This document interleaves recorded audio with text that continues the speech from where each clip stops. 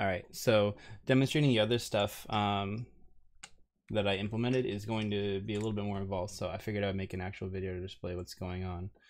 So we launched the game here, and you can see the textures are streaming in, and you can see here, this is what's actually happening. This is the visible terrain being generated.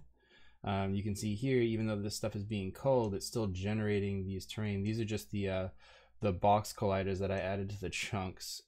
So the chunk prefab has a box collider, and the camera, you can see, has its own box collider. I think I'm planning, I think I should actually change this to a view frustum culling and then just cap off the LOD, like maybe put like a plain collider at the end to make sure that it's not beyond it or something.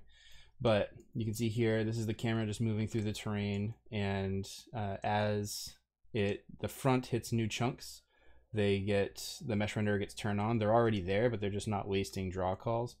And as you move past the once a chunk is behind you, it just de-renders. So you're only getting this visible chunk of the terrain visible at any given time. So it's pretty neat. I also added generally just for design purposes, I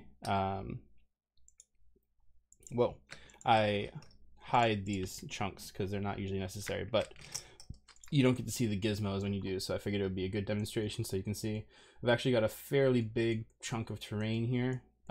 Something else that I want to do in the future is I want to basically generate the whole starting area, and then as you approach the bounds, so say once you get to this chunk over here, you've only got a little bit left generated, it's going to fan out and start streaming in more chunks as it goes. So I believe that's the whole system that Minecraft has. You can also see the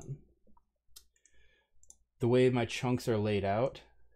You can see this is 2 chunks high, the terrain, and the chunks are kind of squashed. They're only, I think I made them 8 high, because my game is not going to have a lot of verticality. At most, I think I'm only going to need 1, maybe 2 chunks for the whole height map of the terrain in my game, because I'm just doing like a colony sim game, so I only really need, like, 8 levels should be fine. So that gave me a chance to optimize, so I get more. It's 24 by 8 by 24 block voxels that each of these chunks is. And you can see here the way that I'm doing the mesh generation. I can actually pause this. If I pull one of these up, it's all just an illusion. It's not actually blocks that I'm rendering. See, this is just a topological mesh. Well, if I could actually show it. You see? So what is actually going on here? Oh. Yeah, so it's just a mesh. You're only seeing the visible parts. So that's the bottom of the terrain, that's the top of the terrain, and nothing else in the middle is being rendered because these quads aren't visible from the top anyway. So that was the big initial feature that I wanted to add. So if you look at the overdraw here, you can see in the terrain, any areas of overlap get progressively brighter orange. But you can see anywhere on the terrain, there's only, at worst, there's like 3 areas of overdraw, and that's if you're looking like down a hill from above it, where you're seeing 2 corners of a cube and then maybe the cube behind it.